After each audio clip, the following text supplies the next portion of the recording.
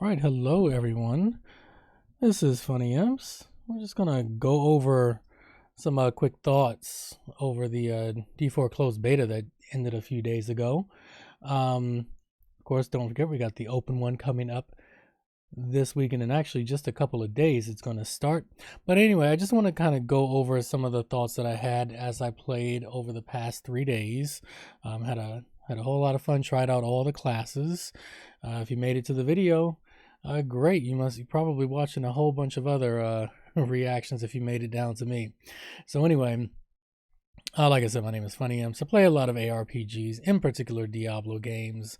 I like them all: D1, 2, D2R, D3. I play them all, in addition to Path of Exile, and I just picked up Last Epoch as well, and that's been pretty fun. So anyway, really looking forward to D4. Have been for some time. And finally, everyone is about to be able to get their hands on it. So, things that I liked about it were the music. I felt is really, really good. Kyovashad, when you're standing in town, the music sounds very fitting to the environment that we're in, to the overall feel that they're trying to convey to us. I think the game looks great. On screen, you're just seeing a VOD from one of my days. I think this is day 2, probably. So the game looks really good. It might not come out so well looking, but if you played it, or if you're going to give it a chance this weekend coming up, I think you'll see what I mean. The game looks really good. One of the things I like is your skills will affect the environment. Like if you have upheaval, especially, and use the skill by some trees or something, you're going to see the trees sway. Same thing even with Frozen Orb, that has happened a couple times here already. So that stuff looks really, really good. The lighting has been pretty good, and the reflections from the light. There's a lot of torches in the dungeons. There are lanterns in towns, and they do a good job of casting the light and their shadows onto the floors and the walls, and it looks pretty good. It was sometimes in the videos it comes off and it looks really, really bright, like it's too bright, and I got concerned for a little bit when I saw a video. I think it was last Wednesday, but when I fired it up Friday, everything was looking pretty good. So I definitely like that. The combat feels really good too. Like even when you're melee, I mean, a lot of people have talked about struggling a little bit when you're the barb. It can be a little tough at times, but man, when you like hit, it really does feel like you're hitting something, and that's really cool.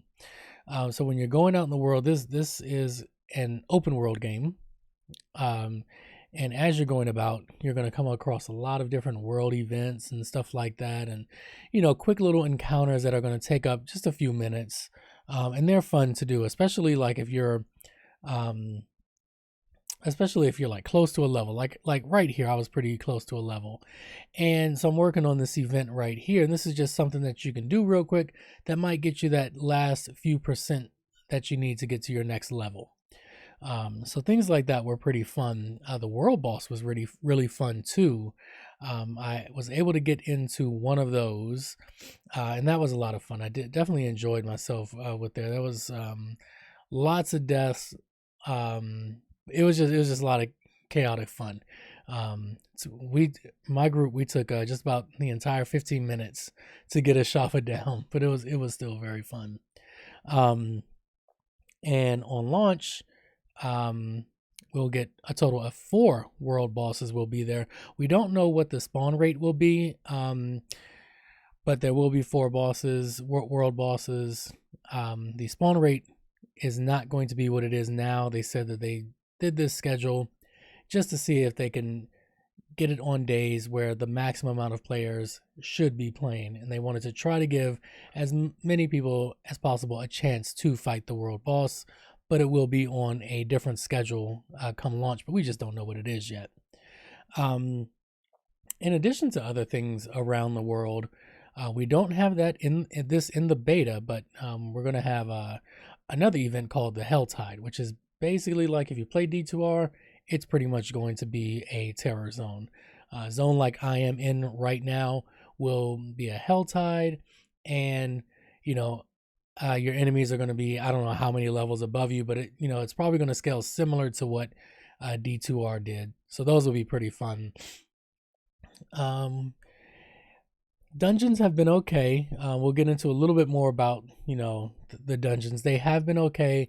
I think they'll be a little bit better come launch because we'll have what they are calling the nightmare sigils, which are going to act like, alking a map in PoE. Basically, it's going to give the dungeon some mods. Hopefully it's going to make it a little bit more interesting, a little bit more spicy, just to change things up a little bit. And the zones, a lot of people talk about how the zones level with you. So you see I'm level 23. If we can get back on there, I can show you what I mean. I'm level 23 as indicated here, and up here the gnarled timbers is level 23.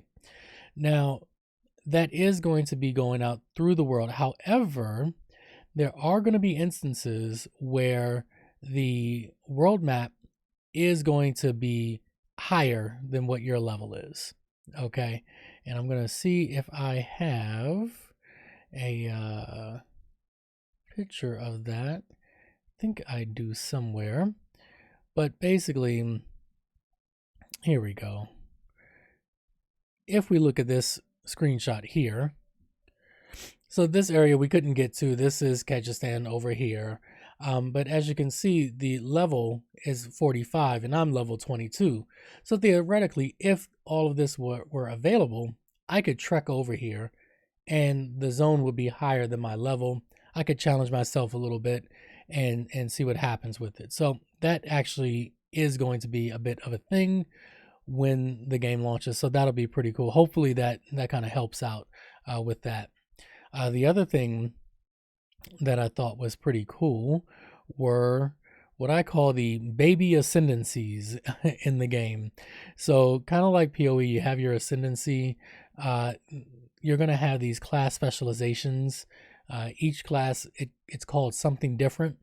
But basically, your character, once you get to a certain level, you're going to go on like this little vision quest or something. You basically go into a dungeon, complete the objectives, you come out, and I haven't done it on this character. I just realizing that I was level 23 and I hadn't done it yet. But basically, it's going to allow your character to get different, more set of skills. They might all be passive. I don't know. But I know with the necromancer, it's going to help you choose the type of warriors you want. I think, God, there's a video out there somewhere, but they talk about how, that's where you'll choose your mages, your warriors, and stuff like that. So hopefully we'll be able to see that this weekend, and it won't be like last weekend where the barbarian stuff was in a zone that was inaccessible for the beta. So we'll see what happens with there. But that part is pretty cool. It's like a pretty good start. Hopefully they build on it and it can get better than what it is. Let's see. So the other thing, as I go into like the, sort of concerns that I have would be gear. And I guess maybe you can classify it all under itemization. But basically, as I started to play, when I got to like level 8, level 10, I started to already get some legendaries to drop. And my concern straight away was, is this going to be another race to get all legendaries? Or like in D3, all legendaries or all set pieces? And I really, really hope that's not it. But there was one thing that I saw. I don't think I have a picture of it. I might just have to see if I don't have it up. So basically, what's returning are going to be plus the skills on items. I got them on, I think I got them on like some gloves or something, maybe some boots is what it was. And I got it on several different amulets, plus to some skill. So when I saw that, I was like, oh, that's pretty cool. So hopefully that is going to allow for a little bit of build diversity as you progress. If you want plus to skill something versus like that nice shiny legendary that might not do exactly what you want it to do. So hopefully we can build upon those. We have some crafting. The crafting is very much a slight upgrade to what you're used to in D3 if you play that. There's like a little bit more that you can do. You can now pull off the legendary affix of an item, store it in your inventory, place it on a rare item. That rare item then becomes legendary itself, but it retains the attributes and affixes that it previously had, but now it has that new legendary power that you just slapped onto it. So that's new. It helps a little bit, but you know, it's still a very basic crafting system. But we do have a lot of like crafting materials in the game, so hopefully they build upon that and it gets a little bit, you know, we get to do a little bit more, hopefully.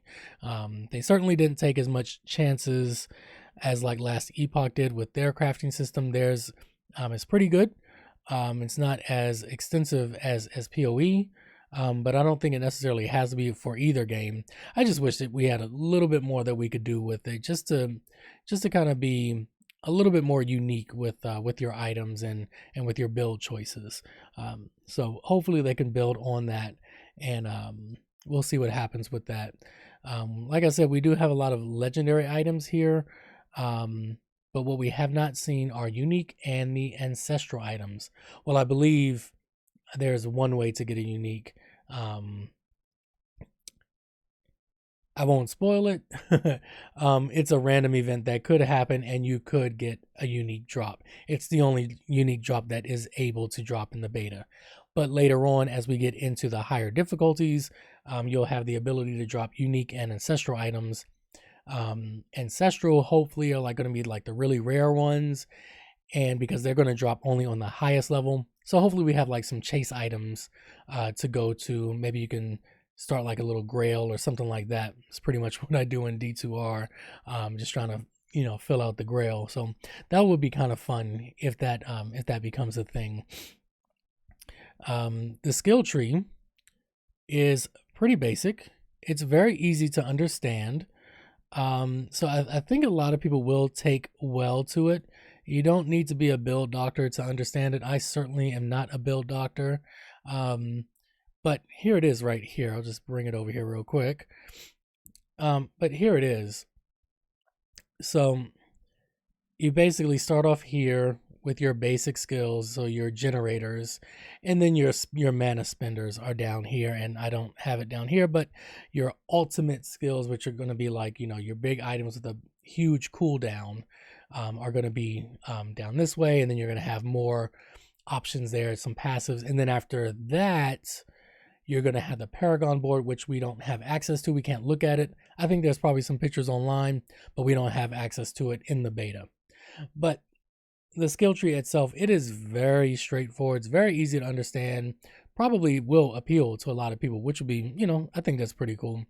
But there's a lot of real estate on here that's unused.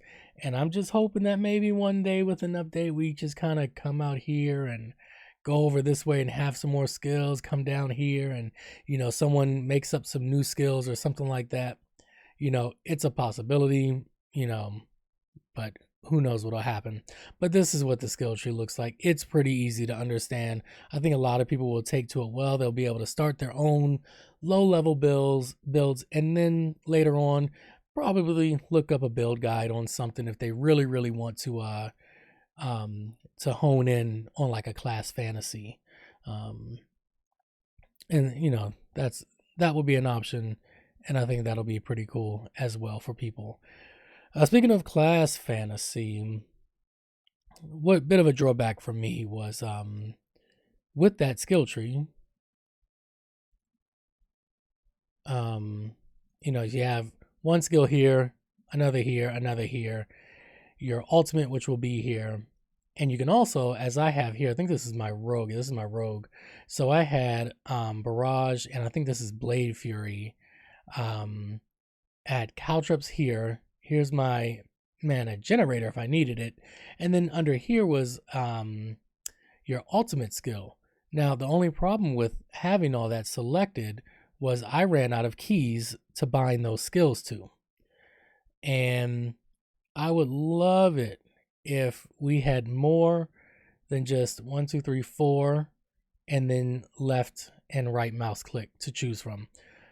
I hope that we can get more there. I'm not going to hold my breath on it, but it is something that I have put into feedback. So who knows? Who knows? We'll see what happens with it. But I would like to see more key bindings allowed. And let's see, what else do we have here? So a lot of complaints have come from about the UI.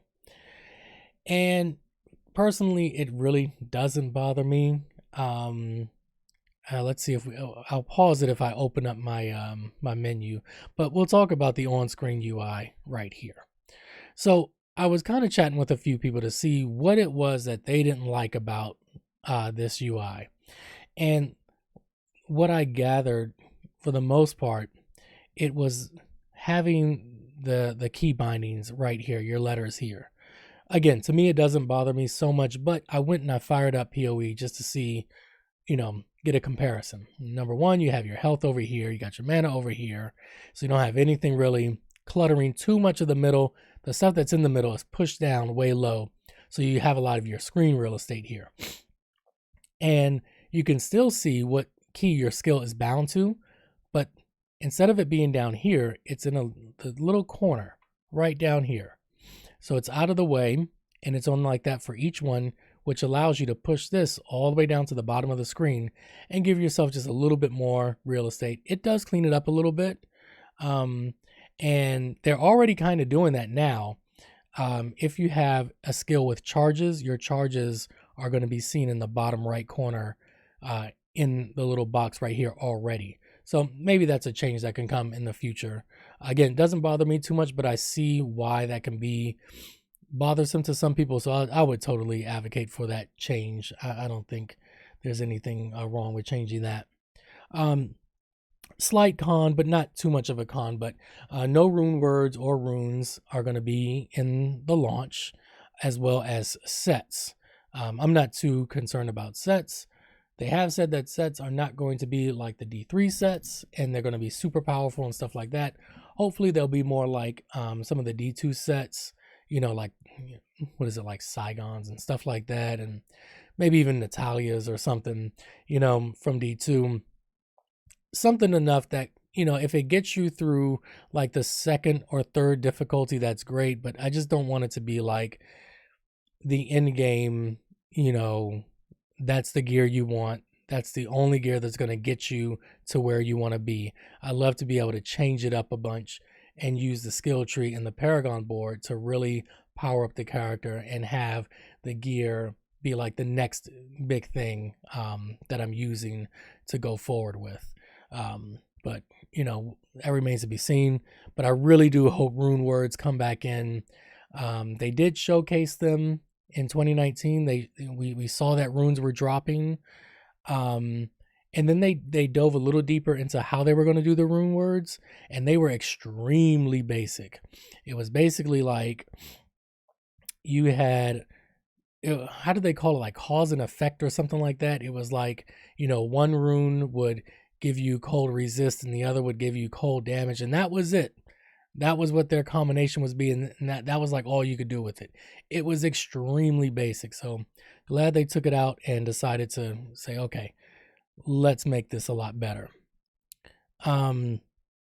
Another one thing I would love, you've probably seen me pop up the map several times, would be to have a translucent map overlay like in most other games. Last Epoch has it, works very well with the game. D2R, PoE have it. I think we really need that in this game, and I don't think that it would be too big of an ask for them to put that in here. So I think a lot of people have been pretty vocal about it, and hopefully that's something that changes, because that would be kind of nice, very nice even. Let's see. So another con. So I feel like a lot of other people do, like with the repetitive dungeons. A lot of people, you may have heard people talk about that. They do, the objectives do get kind of repetitive with, pick up this, turn this in here. It gets a little repetitive. And I think I've been thinking about this actually. Actually made a video like this a couple days ago, but I hit the mute button And I just been kind of thinking about what about that repetition gets to me, and not so much repetition with, like, running rifts over and over again, or doing Mephisto runs or Bale runs over and over. I still don't really know exactly, but when you have things um like rifts in D3 and certain zones in D2R, and even I actually played a little bit of D1 while I was waiting for my queue. I was waiting on all 90 minutes or something to get on day one. But I fired up D1 for a little bit, and I remembered how, like, every time you open the game, that first level you go into is going to be unique. It's not going to be the same as the previous time. And maybe that's something that that these dungeons need. They need to have, like, some RNG to their layout, because the layout started to get the same. Now the environments themselves looked great. The caves look really good. The ice caves are great looking. The cathedrals look really good. I mean, and everything looks different. The cathedrals have a little bit of brightness to them because they have light coming in. They have torches all over the place, and everything is clean. And then the caves are a bit darker. They're, you know, they got like that wet look to them because, like, water has been seeping in through the walls and stuff like that. So they look good, but their layouts can get a little bit boring, and I think that's one of the things that was kind of getting to me. We haven't gotten to one here, but you can see it a little bit here. The other thing that was starting to concern me were some of the dull colors. Now, you can kind of see here, we are in a wintry area, snow-covered trees and stuff like that.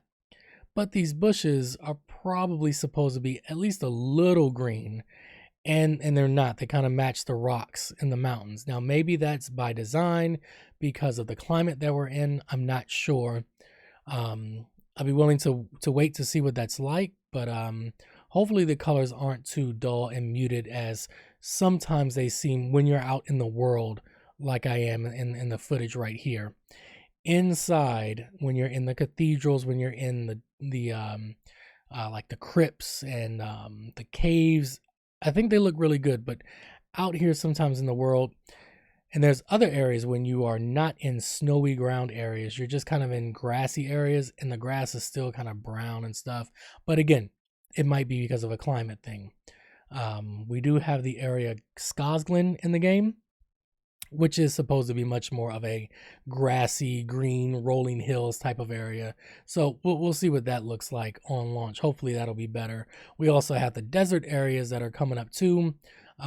So hopefully those just won't be, reddish, orange, brown, and that's it, with very little variety. But of course, I understand it's the desert, but I'm just hoping we get some good color variety. The monsters, sometimes these red ghosts are popping out pretty good, but sometimes when you're fighting like the what is it, like the succubus and what are those guys called from like D2, or rather D1, I can't remember, just like I could, Hell Lord is the only thing that I can think of, but they kind of blend in with the environment, with the background, and they should pop a little bit, whether they're going to color them red or blue or something like that. They just need to pop a little bit. And as I'm looking at some of this footage, even the like the trees that come alive, like this guy right here, like he kind of blends in with the background a little bit, and the brown bark I would think would maybe pop a little bit more, but it looks good, but I think a little bit more, just pop. That's like the best word I can think of. It would be nice to see with it. But overall, I really like what I played. Looking forward to this weekend. Really, really, really waiting to get my hands on the Necromancer. Hoping that's going to feel good. Also going to try Druid as well, because in RPGs and ARPGs, I actually really don't have many, or I should say much experience using Druid. So looking forward to that as well. Only played Druid through like one playthrough so far of D2R. I haven't played through it with another build. Just one so far, but I had a lot of fun with it. So hopefully this one brings back that fun, and I hope Necromancer feels good as well. But overall, I think the game is going to be good. Myself, I am a lore nerd, so I am really looking forward to having this story fleshed out in front of me. You do get bits of story as you play the beta, but again, it's open world, so if you are looking forward to the story, remember with this beta, you don't have to follow the story. You can just do the dungeons, do the world events. You can get to level 20 so you can get the wolf pet and the other things. So, that stuff is still available to you. And if you want to avoid the story, go right ahead and avoid the story. But I'm really looking forward to it because I love the lore of the Diablo games. I love the lore in pretty much all the games I play. Diablo, Path of Exile. I love the lore in both games, and I'm looking forward to learning the lore in Last Epoch as well. So I'm happy, that I made the purchase. I know I'm gonna play through it a few times when it comes out. As far as future with it, we're just gonna see. Hopefully, it will fit perfectly in with the Path of Exile leagues, and after a couple months with PoE, go to this for a little bit. And yeah, hopefully it will fill in there nicely. Just remember, when it does launch, we won't have seasons. You'll just be able to play through the campaign, and you'll be able to run around the world, do all your dungeons and all that stuff. But as far as seasonal themes, that won't come until sometime after launch, maybe another 3 months, maybe not even that long. They really haven't said, but seasons will not be available right at launch. So thank you guys for watching. Greatly appreciated. I will be streaming this as I was last weekend. I'll be over on Twitch, twitch.tv/funnyimps. I will be going live on Thursday with some other game. This won't be available. I'll play something on Thursday. Then we'll go on Friday. We're going to take off Saturday because I got a bunch of stuff to do. And then we'll be back Sunday and probably Monday up until they kick us off. So yeah, if you like to catch the live stream and come chat about the game, come chat about some lore, whatever you want to do, yeah, come by. I normally start in the evening, but I'll probably have some earlier starts on Friday and Monday. But Thursday and Sunday will be afternoon/evening streams. Anyway, hope you guys have enjoyed the beta if you were able to play. And if you haven't, I encourage you to just go ahead and download it this weekend. It doesn't cost you anything. I think you'll have some fun with it. Just kind of see if it's the game for you. All right. Well, I will see you guys later. Once again, thanks for coming out and have a good one.